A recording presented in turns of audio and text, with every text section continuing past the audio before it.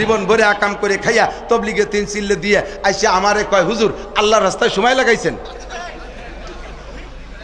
আর কয় কে জানেন, যারে আমি টাকা দিয়ে তবলিগি পাঠাইছি দুনিয়ার আকাম করে বেড়ায়, তাজ জ্বালায় জ্বালাপালা সবাই ঢিলে ঢুলে টাকা দিয়ে তবলিগি পাঠাইছি, ও 3 চিল্লে দিয়ে এসে ফয়লাই ধরছে নাসির হুজুরের ইমান নাই, আমার ইমান নাই, ও ইমান শিয়াইছে।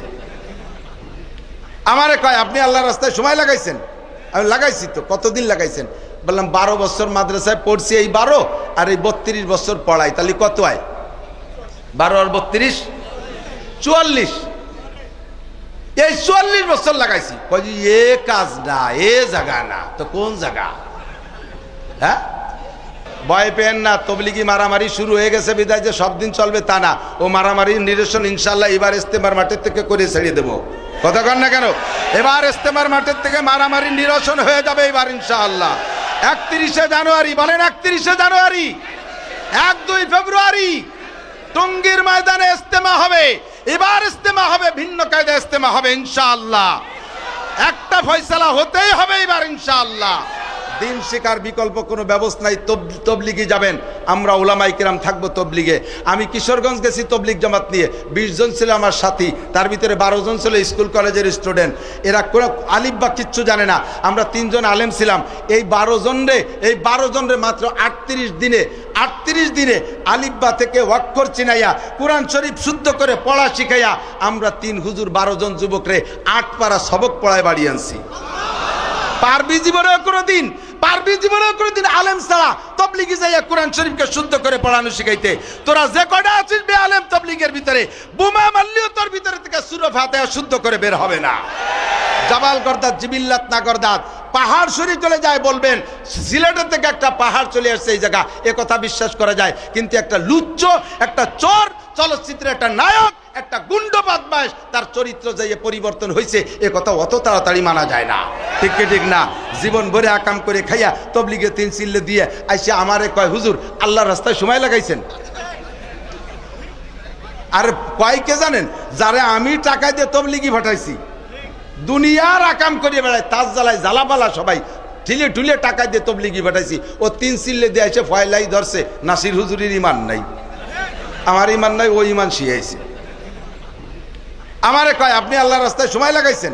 আমি লাগাইছি তো। কতদিন লাগাইছেন? বললাম 12 বছর মাদ্রাসায় পড়ছি, এই 12 আর এই 32 বছর পড়াই, তাহলে কত হয়? 12 আর 32 44। এই 44 বছর লাগাইছি। কয় যে এ কাজ না, এ জায়গা না, তো কোন জায়গা? হ্যাঁ, 12 বছর পড়লাম আর 32 বছর হাদিস পড়াই, আমার এটা দিনের কাজ না? এ জায়গা আমি আল্লাহর রাস্তায় সময় লাগাচ্ছি না। তুমি জীবন ভরে ঘুষ খাইয়া দেশের ঘুষির পাইন মেরিয়ে টেরিয়ে যে বুড়োকালে যাইয়া যে সময় ঘুষ খাত থেকে তোমার রিটায়ার্ড করে দিয়েছে আর ঘুষ তোমার কেউ দেয় না, সেই সময় যে 3 চিলে দিয়ে তুমি কুতুবুল আক্তাব হইয়া আইছো, তুমি 3 চিলে দিয়ে তুই কোন শরীফ পড় আমার সামনে? আলহামদুলিল্লাহ পড়তে গেলি তার মুখে প্যারালাইসিস এসে যায়, দোয়া কুনুত পড়তে গেলি মোশরেক হয়ে যায়। এ কথাগুলো বলতাম না, আদর করে স্নেহ করে বুকের মধ্যে ডাইকা এভাবে উৎসাহিত করতাম, আসেন কোনো মতে যান বাঁচানোর একটা ব্যবস্থা তবলিগ জামাত। কিন্তু যা শুরু করে দিয়েছে 3 চিল্লে দিয়ে আইসি একেবারে বিশ্ব আমির হয়ে গেছে। আলেমুল আমার মোসে বান্দেরা, আয় আমি তবলিগে যাব, তুই আমার এই জায়গা বসে বুখারী শরীফ পড়া। কথা না কেন? আমি তবলিগে যাব, তুই মুসলিম শরীফ পড়া। আমি বুখারী পড়াই, মুসলিম পড়াই, রাত ভর ওয়াজ করি। তুই সারা জীবন ভরে 40 বছর পর্যন্ত তবলিগে বিকেলবেলা গাস্ট করে যে কয়জন তশকিল করতে না পারবি, আমি এক মাঠে বসে তার সাথে বেশি তশকিল করে দিতে পারবো। ঠিক কি ঠিক না? আল্লাহ যদি আমাদের তৌফিক দেয়, সুযোগ দেয়, আমরা ইনশাআল্লাহ 3 চিল্লায় যাবো আলেমদের সাথে। কারা কারা নিয়ত করছেন? এই দেহে যা কি পরিমাণ তশকিল হয়ে গেছে দেখ। এ সবার নাম লিখবো, সবার নাম লিখবো, সাহস আছে? সবার নাম লিখবো? বলেন 3 চিল্লা, 3 চিল্লা আলেমদের সাথে 3 চিল্লা। আল্লাহ কবুল করবে। হাত উঁচু রাখেন, একটু হাত উঁচু রাখেন, আল্লাহ কবুল করবে, বলেন আমিন। মুখে বলেন 3 চিল্লা আলেমদের সাথে। 31শে জানুয়ারি, 1-2 ফেব্রুয়ারি টঙ্গীর ইজতেমা আমরা অংশগ্রহণ করবো ইনশাআল্লাহ। আল্লাহ কবুল করুন, বলেন আমিন। জাযাকুমুল্লাহ। আল্লাহ যে হাতগুলো উঠাইছে প্রত্যেকটা হাতকে কাবার গায়ে হাত দেওয়ার তৌফিক দিও। হজের নিয়তে মক্কা মদিনা জিয়ারত নসিব করো। আল্লাহ বিশ্ব ভ্রমণকারী দায়ী হিসেবে কবুল করে নাও। ওলামায়ে কিরামের সাথে থাকবেন।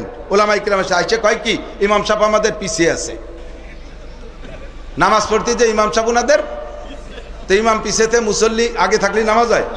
আর আপনারা কি বলেন আমরা হুজুরদের পিছিয়ে আছি, আমরা হুজুরদের, ওনরা কয় হুজুররা আমাদের পিছিয়ে আছে। হুজুররা পিছিয়ে থাকলে নামাজ হয় এসোর?